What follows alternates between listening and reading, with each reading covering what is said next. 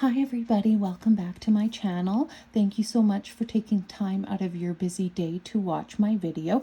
If you are wondering why the setup is a little bit different, it is because I'm at my parents' house. If you have been around my channel and seen some of my community posts, you will know that I had water damage occur in my condo at the end of May.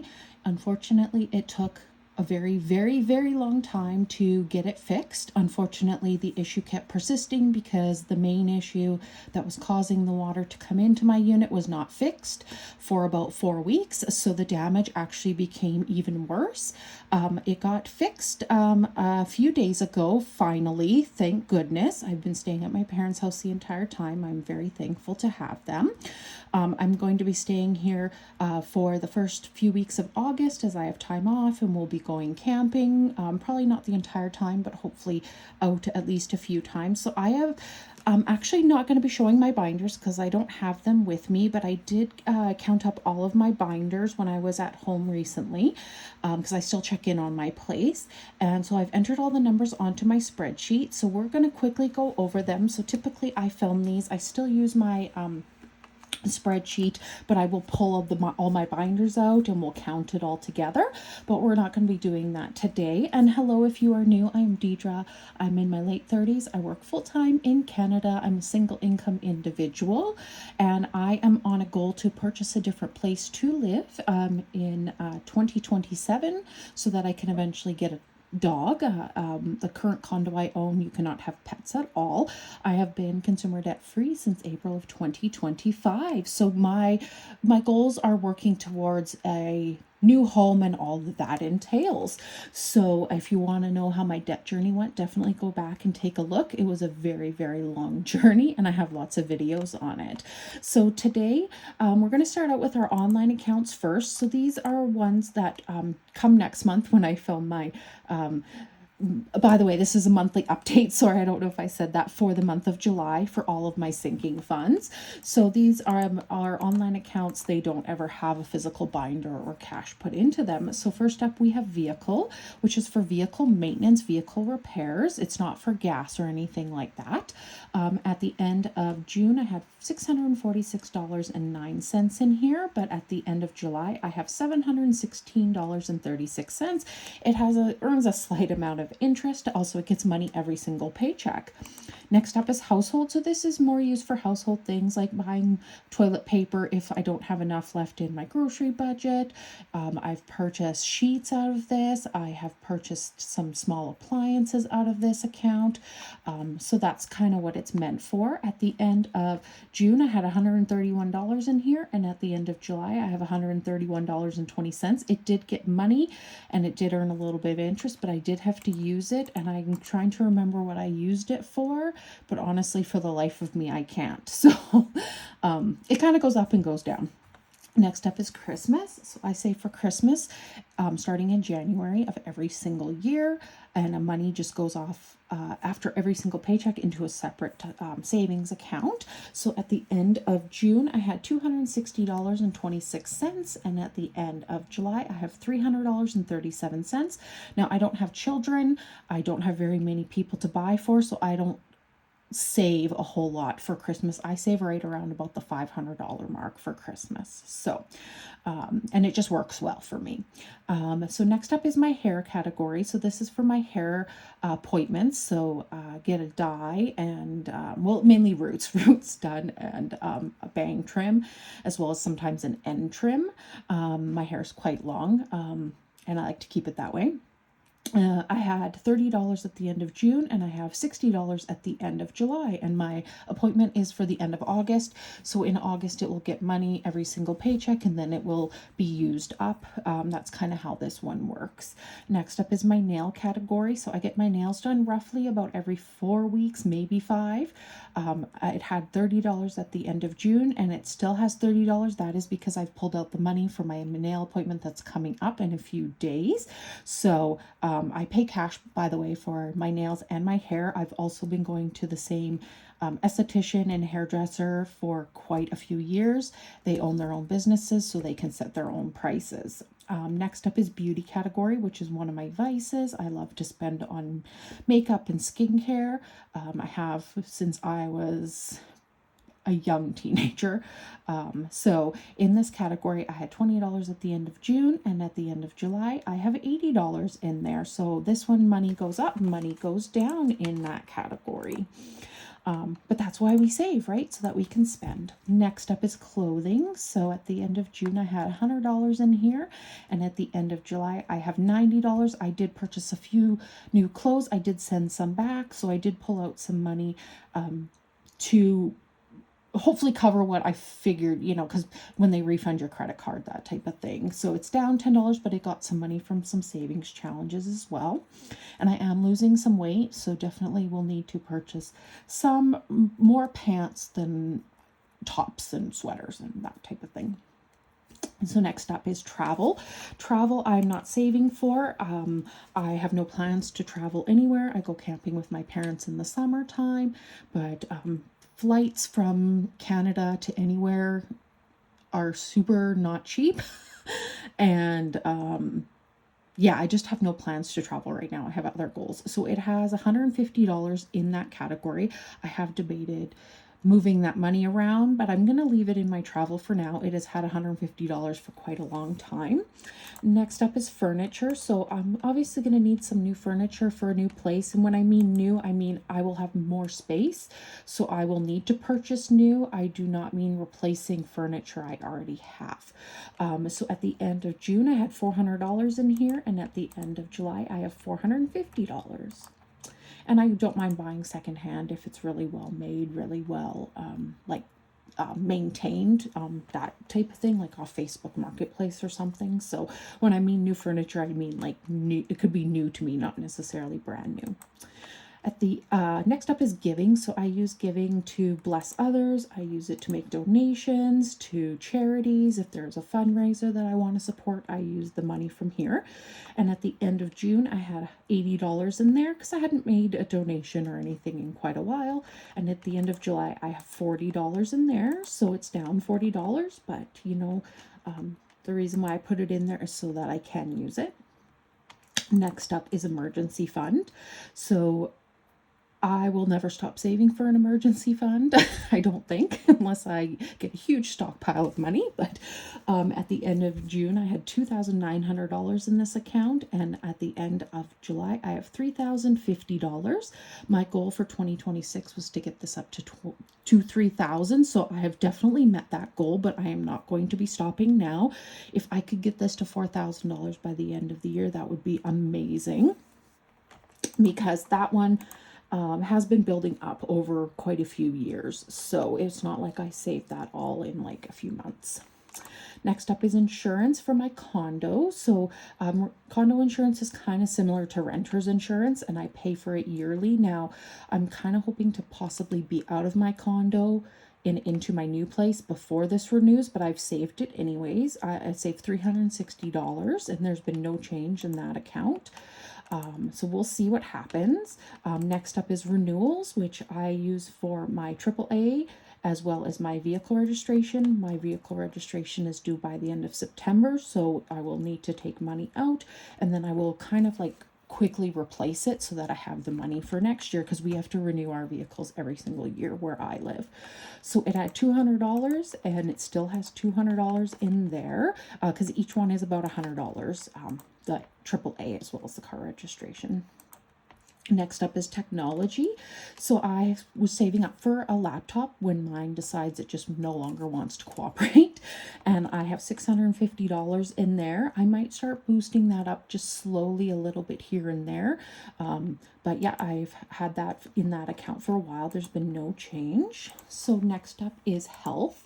Health is meant as like, so I get reimbursed from my health spending account that I have through my work for my expenses. So when I have a prescription, I'm eventually reimbursed. When I go to the chiropractor, I'm reimbursed what I've paid out, but it does run out. And you can't carry it year over year, like it stops every calendar year. So I typically run out of this by the fourth quarter, like, October, November, usually, maybe sometimes September. So I'm using health as like a way to, when I pay for it, I would take the money and reimburse myself so that I'm not out that money. So I had $125 in here, and now I have $140, which is amazing. I'm going to skip subscriptions. I have had $0 in there. I do have Netflix, but that is a monthly bill. I do not have any other. I don't have Amazon Prime. I have Disney Plus, but that is part of my cable internet package. So next up is gifts. So I'm in gift season. Family birthdays are all in the summer. So at the end of June, I had $190 in here. And at the end of July, I have $235. So money has gone in, but money's come out as well. So it should be down quite a bit by the end of August, because I have 3 birthdays in August that I'm going to have to use money for. So next up is pets. So I don't have a pet, but I'm saving up for a dog. So I had $1,600 at the end of June, and at the end of July, I have $1,700. So this gets money regularly. I'm making it like as if I already have a pet. Now, is $50 a paycheck enough? Probably not, but at least I'm using my budget in a way that I'm kind of not using that money, if that makes sense. So next up is night out. I typically use this for yoga sessions, but if I wanted to go to, say, a festival, a concert, a comedian, something like that, I could use that money. At the end of June, I had $90 in here, and I have $100 now, so it's up $10. It gets money kind of here and there. It's not a super huge priority for me. So next up is new home. So saving for a new home. This is not a down payment. This is all the costs associated with it. Lawyer's fees, home inspections, moving costs, potentially setting up utilities, that sort of thing. And my goal, if I was to have, I think I'd have to look back, but I think my goal was to have $1,000 in here, which I far surpassed thanks to a back payment, as well as a tax refund. But I now have $3,200 in this account, and I had $2,850 at the end of June, so it's up $350. I would like to try and get this to $5,000 by the end of the year, so we'll see. Home maintenance is a category I have. I'm not using it right now. It's in my binder, but I'm not putting anything in, so it has 0. I also have appliances in my home binder, but it has 0 because obviously I'm saving up for a new home. Hopefully shouldn't need to replace any appliances in my condo before I am able to sell it. Next up is new vehicles. So I'm trying to start saving slowly for a new vehicle. I don't need a new vehicle at this time. My vehicle's pretty low mileage. I'm under 110,000 kilometers. And it is an 11-year-old vehicle, and it's a small SUV. And so I want to save up money so I can buy a vehicle outright or have a very minimal car payment when that time comes. So at the end of June, I had $550 in here, and now I have $600, which is amazing because I literally just started that this year. It's just getting money here and there. Like it does get a little bit per paycheck, but not a whole lot because again, new home is really my priority. But up $50 is up $50. So I also have a binder that's an iris binder. If you go back and watch any of my other previous savings updates, you will see that binder. I had a $500 binder from Iris that I used. I completed it twice because I'm going to need surgery again. I had surgery last summer. I need the other side done. So it's going to be used to help me cover, because I will be on disability for most of that time that I'm off. Disability does not obviously pay you what you typically get paid, so it's kind of going to act as like a buffer in case I need the money. Now, if I don't use it all, I will decide what I'm going to do with it. I most likely will put some into retirement and maybe boost up a emergency fund or something, but it's there in case I need it. I don't have a surgery date yet. I'm hoping I will find out by the end of summer when I'm having it. I was hoping to have it this summer, but we're at the end of July and no word yet, so we'll see. But I have $1,000 in there, and it's in the bank. I also have $1,000 iris binder that I'm using to help me save $1,000 because I'm going to put that into my tax-free savings. That money is earmarked for retirement, so I will not use it unless I'm literally a huge emergency that I need to pull money from every single place, which God forbid that ever happens. That's earmarked for retirement. So I want to put a lump sum into there, and then next year I'll just contribute every single paycheck into my tax-free savings.